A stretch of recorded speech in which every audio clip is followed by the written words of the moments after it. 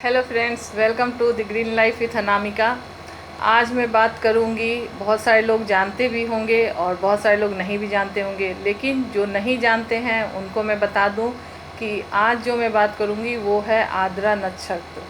तो ये जो आद्रा नक्षत्र होता है, ये सारे जो हमारे जितने भी हम पूजा पाठ त्यौहार मनाते हैं, तो उससे भी बढ़कर इसका इम्पोर्टेंस है हमारे जो है भारतवर्ष के लिए। और ये देखिए, इसमें ये दाल भर की पूरी है, इसको दल भरुआ पूरी कहा जाता है। ये खीर है और ये आम और सब्जी तो मैंने ऐसे ही रख लिया। मेन जो इसका होता है आद्रा नक्षत्र में जो बनता है वर्षा ऋतु के स्वागत के लिए, वो है दाल भर के पूरी, खीर और आम।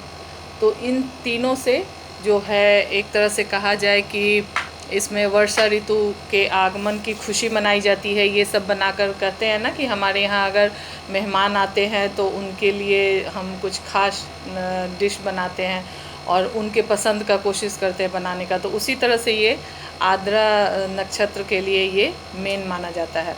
तो आद्रा नक्षत्र के महत्व का मैं बता दूं कि भारतवर्ष में जो है बिहार के एरिया में खास करके आद्रा नक्षत्र का बहुत महत्व है।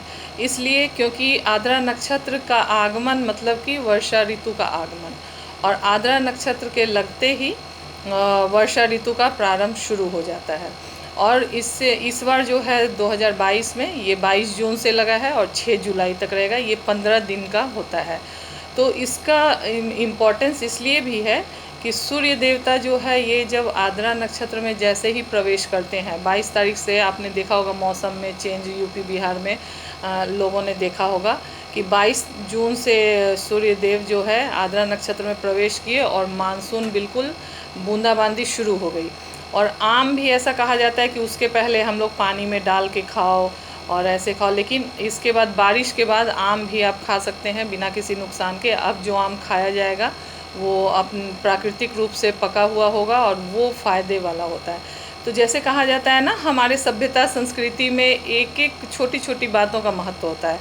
चाहे एक एक फल हो, नक्षत्र हो, हमारे यहाँ जितने पेड़ पौधे, बहुत तरह के मतलब पूजा का जो हमारे यहाँ हमारी सभ्यता संस्कृति में महत्व है, वो इसलिए कि हम किसी को प्रसन्न करते हैं। जब हम उसको प्रसन्न करेंगे तो वो हमारे लिए बहुत ही मानव कल्याण के लिए वो काम करेंगे।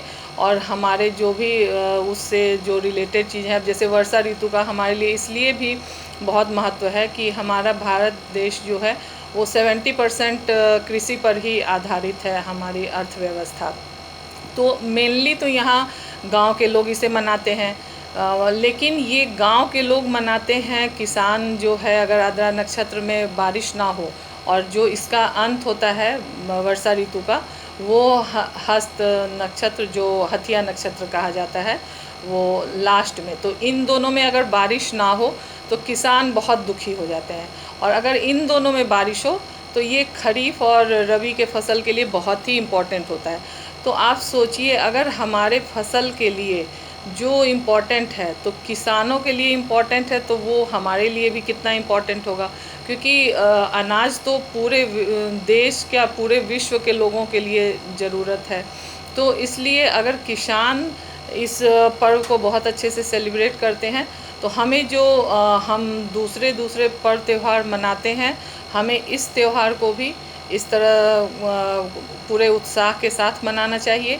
क्योंकि सूर्य को वैसे भी माना गया है आरोग्य कारक, और वो जो है जीवन में नई उम्मीद, नई उत्साह, उमंग के वो जो है संवाहक हैं। तो हम सूर्य का भी इससे जो है इसके द्वारा उनका भी हम स्वागत करते हैं कि वो आद्रा नक्षत्र में जब आते हैं सूर्य, तो फिर पूरी पृथ्वी के लिए बहुत ही कल्याणकारी वो होता है वर्षा ऋतु का आगमन। हर तरफ हरियाली, और जो नए नए फसल पौधे, जो भी पेड़ पौधे मुरझा भी जाते हैं वो भी वर्षा ऋतु में बिल्कुल हरा हो जाते हैं। और आज के दिन मैं ये वीडियो कैसे ना बनाती, क्योंकि आज मैं जब बना रही थी तो मेरे मन में आया कि जब मैं पूरी और खीर बना रही थी कि मेरा तो ये चैनल ही है the green life with Anamika, और जब मैं किसी का भी, मेरा हो या किसी भी मेरे भारतवर्ष के किसी भी नागरिक का, ग्रीन लाइफ तब तक नहीं हो सकता है जब तक सूर्य देवता की मेहरबानी ना हो और वर्षा ऋतु ना हो। और वर्षा ऋतु जब आएगी तो पूरे पृथ्वी पे जो है हरियाली छाएगी।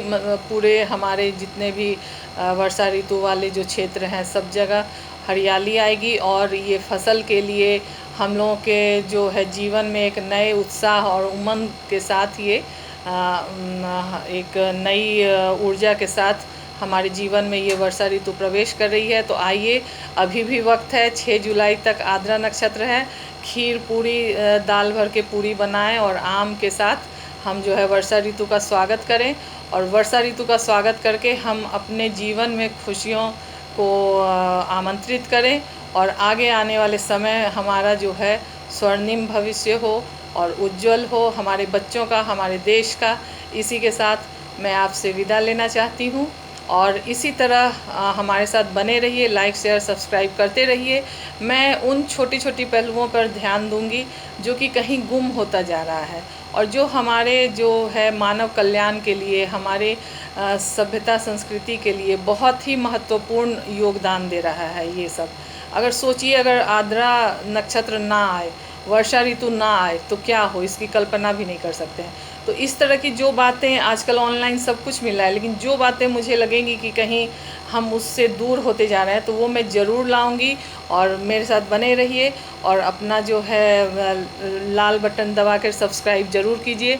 इस तरह की मैं जो हूँ, जो भी है हमारे पर्व त्यौहार सारे अगर नहीं मना सकते हैं कोई बात नहीं, लेकिन जो हमारे जीवन के लिए बहुत महत्वपूर्ण है, बहुत महत्वपूर्ण योगदान दे रहे हैं, उसे हमें ज़रूर मनाना चाहिए। और ये सोचना चाहिए कि अगर आद्रा नक्षत्र और हथिया नक्षत्र में अगर बारिश ना हो तो किसान दुखी होते हैं, तो सिर्फ किसान ही क्यों दुखी होते हैं? वो अनाज तो हमारे लिए भी उपजा रहे हैं, चाहे गांव में वो रह के, हम शहर वालों के लिए भी तो अनाज उपजा रहे हैं ना। तो उनके खुशियों में हम भी शामिल हों, और उनके खुशियों में भी शामिल हों। अगर वो दुखी होते हैं तो हमें भी उनके लिए प्रार्थना करनी चाहिए सूर्य भगवान से, और नक्षत्र का भी स्वागत अच्छे से करना चाहिए, ताकि जो है हमारा आने वाला भविष्य सुनहरा हो। किसान के साथ साथ हम लोग भी पूरे उत्साह उमंग के साथ स्वागत करते हैं। इसी के साथ मैं विदा लेती हूँ। नमस्कार।